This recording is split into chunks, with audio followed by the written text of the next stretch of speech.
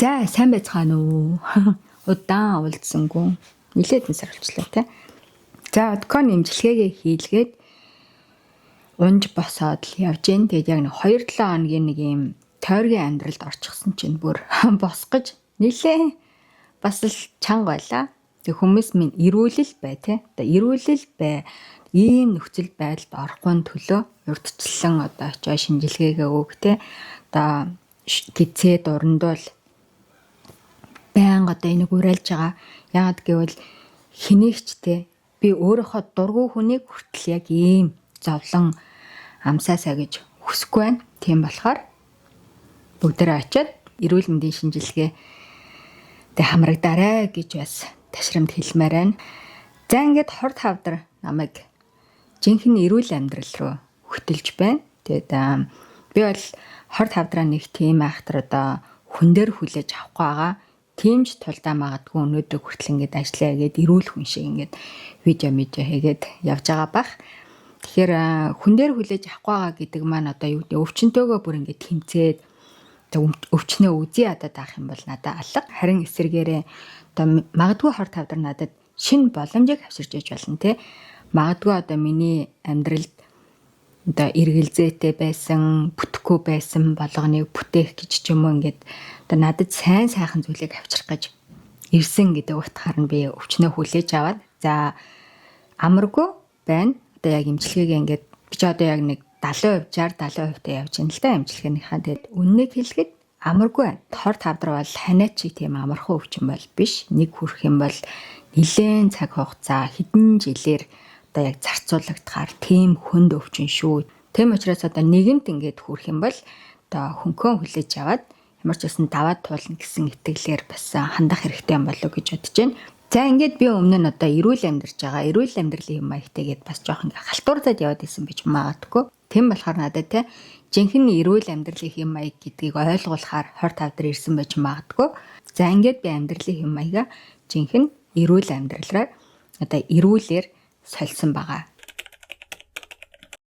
Хамгийн ихний алхам бол би гал тогооноос хуванцар бүх материалыг гаргаж хайсан. Одоо бүх хуванцрын хэрэглээгээ халсан гэсэн үг.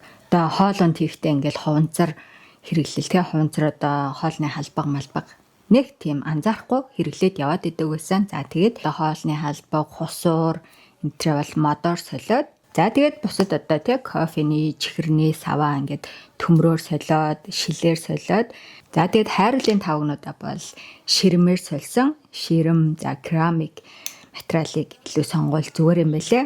За жишээ нь хүүхдүүдэд бид нар шилэн аяг тавг нь хоол заяж хөр хагалчна гэлтэй хуванцарыг сонгодог ч юм уу пластик сонгодсон штэ. Тэгэхээр ерөөсөө ямар ч хуванцар хэрэглэхээ болж байгаа. Нэг өдөр бүгдийг ялгаж хаяал одоо гараал дэлгүрхсэл бахан тэшил шаазан ширэм аваад ингээд сольжиж чадахгүй юм байлээ. Ядаж нэг 2-7 хоног зарцуулаад те баг багаар одоо жишээ нэг өдөр аягаа ч юм уу нэг өдөр хайруулын тавга за нэг өдөр халбах сэрэг ч гэдэм юм ингээд солиод явал хөнгөн юм байна лээ шүү гэж бас хэлмээр байна. Одоо яагаад бэ гэвэл би одоо аялалд гараад ихэнх хэрэглээний зүйлсүүдээ хуванцар руу шилжүүлсэн. Аяга, тавг, шаазан бүгд хуванцар руу шилжсэн шүү дээ. Яагаад гэвэл замд явхад хаагаарчдаг учраас нэлээд бас партаатай зам энэ төр явхаар шаазан дэсдэггүй байсан. Тэгээд бүгдийг хуванцар руу шилжүүлсэн. Бас энэ бол миний амьдралд нэлээд том өөрчлөлт байсан. Тэгээд тийм болохоор хуванцрыг одоо халахаар шийдсэн.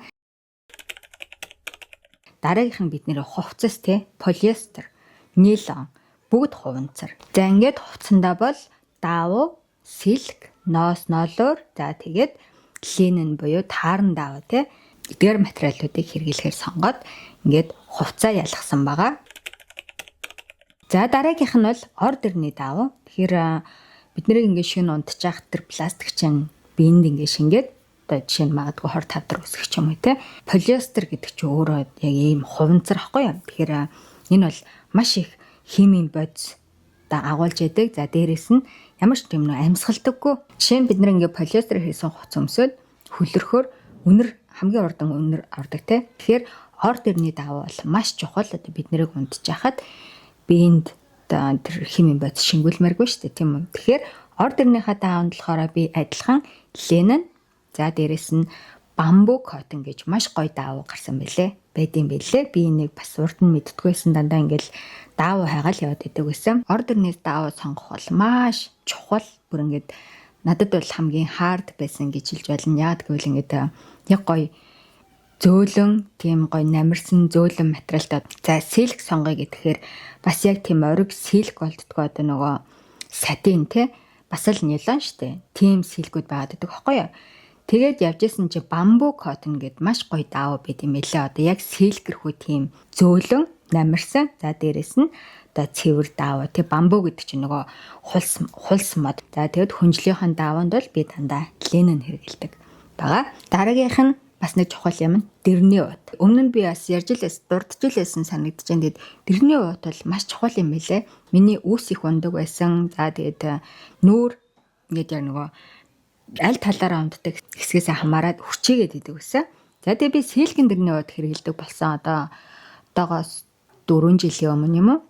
Сэлгэн дэрний уут хэрэгэлдэг болоод эдгээр асуудлууд мань байхгүй болчихсон. Тэгэхээр одоо миний зүгээс хэлэхэд за нүүрний үрчлээний тоос аль эсвэл те гой шампу авахаасаа илүүгээр хамгийн түрүүнд дэрнийхээ уутыг сэлгэн дэрний уутаар солиорой гэж зөвлөмөр байна.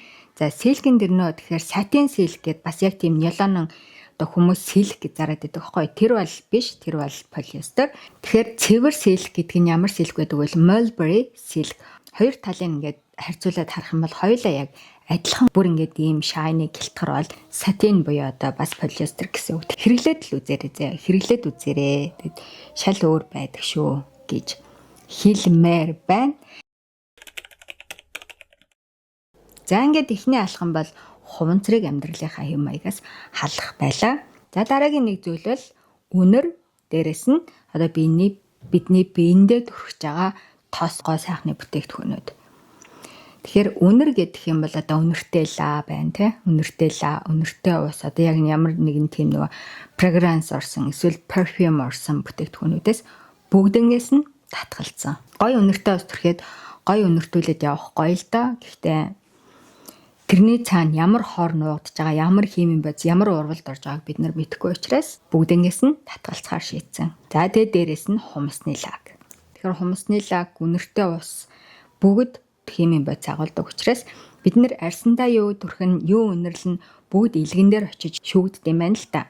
Бидний анзаардаггүй биеинд маань маш хортой зүйлүүд бол үнэр юм бэлээ. Хар тадар тусгаасаа өмнө ингээл нөөрөн дээр нэг батг гарахаар л тэрийгэ талталгаал ингээл крем түрхээл, өө дараагч түрхээл ер нь бол ингээд яг гаднах төрхөндөө маш их санаа зовдөг байсан юм уу да.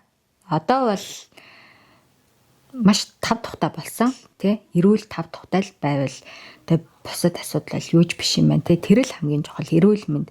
За бас нэг бид нарын анзаардгүй хүүхдүүдтэй ч өөрсдөө хэрэглээд яваад байдаг хортой гэж хэлмээр бүтээгдэхүүн бол шүдний оо байгаа. За шүдний оогоо бас бүгдээрээ солиорой. Болж өгвөл одоо органик те fluoride гэсэн тийм химийн бодисгүй paraben free, fluoride free гэсэн тийм шүдний оог бас сонгож хэрэглээрэй гэж бас зөвлөмөр байна. Шүдний оо, биеийн саван, шампу бүгднгээс нь яг энэ химийн бодисуудыг халаарай гэж бас уриалмаар байна. За миний хувьд бол одоо яг хор тавдар тусгаасаа өмнө би гомин, хям, пицца бүгдийг иддэг байсан. Харин одоо хям одоо яг хит боловсруулсан хүнс ердөөсөө хэрэглэхгүй байхыг хичээж байгаа. Үүнд хям, бэлэн гомин одоо юу гэдэг аяхтай бэлэн гомин те сосисэг өөр одоо юу нэ салями энэ ч бүгдээрээ хит боловсруулсан бүтээгдэхүүн баггүй дээрээс нь лаазалсан бүтээгдэхүүнүүд те тэгээрээ хэрэглэнээсээ хасаад болж өгвөл өөрөө гараараа хоолыгээд гадуур хоолохгүй байх. Одоо бид нарт ийм халгаатай, хортой, муу гэж хэлэх юм одоо ийм зүйлүүд бид нар ингээд өртөөсөө анзаардаггүй гоё амтанд нь болоод ингээд идээд уугаад хэрэглээд яваад идэг. Бидний өнөөдрийн амьдарч байгаа нийгэм ч өөрөө одоо хүн төрлөختөнд халгаатай болсон байхгүй тий. Хүмүүс мөнгө л олж явал өөрт ч одоо тэ нохоон бас ч одоо ингээд гоё амттай болгоод зарахад бэлэн болчихсон нийгэмд амьдарч байгаа болохоор дор бүрнээ бас нэг жоохон мэдлэгтэй болоод өөрсдийгөө хамгаалах, өөртөө л анхаарахгүй бол бидний төлөө өөр хинч хамгаалахгүй, хинч анхаарахгүй шүү дээ тий. Одоо ингээл ер нь фэйсбүүкээр ч юм ингээл сошиал медиагаар одоо жишээ нь өвцнийхөө дараа л би ингээл нэлээд хугацтай харж ин л та. Тэгээд Болж өгөөлөл ингээл нэг юм сайн ингээл шахаж гал, болж өгөөл ингээл нэг юм борлуулж гал, зарчих гал ингээл хүмүүстэй хор тавдар. Одоо ерөөсөө юм болгон дээр л хор тавдар хэсэг, хор тавдрыг устгадаг гэж бичтэн байдаг болчихж тэгээд энэ зүгээр л бизнес шүү дээ. Тэгэхээр хор тавдрыг устгадаг өвсөөсөн бол эсвэл лимон сармис хэрэглээд хор тавдар устчдаг гэсэн бол бид нар өдөр тутамдаа хэрэгжилж ааш би бүр өдөр алган лимон хэрэглэдэг байсан, сармис иддэг байсан, цагаангаа, төрмөрк бүгдийг л хэрэглэдэг байсан. Хор тавдар тусчлаа шүү дээ. Тасгал хийдэг байсан, хөдөлгөөн хийдэг байсан, гараал агаарт бол агаарт явж байгаа л тэгэл хор тавдар тусчлаа. Маргааш өвөхгүй байх, маргааш өвдөхгүй байх бид нарт ямар ч тийм одоо баталгаа байхгүй. Тийм учраас дор бүхнээ эрүүл мэндэд анхаарад хэрэглэнээсээ эдгээр одоо наад захын одоо химийн бодис агуулсан бүтээгдэхүүнүүдийг халаад сайн ээж амжилттай амьдрыг гэвэл хамгийн түрүүнд эрүүлэл бай гэж бас сануулж хэлмээр байна. За ингээд энэ түрээд өнөөдрийнхөө влогийг өндөрлөе. Одоо он гарахаас өмнө хэдүүлээ хүслийн самбараа хамт хийх байгаа. Тэгээд хүслийн самбар хийх видеогоороо эргээд уулзъя да. Видеоныхоо төгсгөл дахин сануулж хэлгээд шинжилгээнд хамраг ядаж эрт онцлол ургацаг одоо хор тавдар болохоос өмнө ургацаг байхад нь ахуул гизээ дурандуул шинжилгээ өг гэж бас дахин нэг сануулж хэлмээр байна.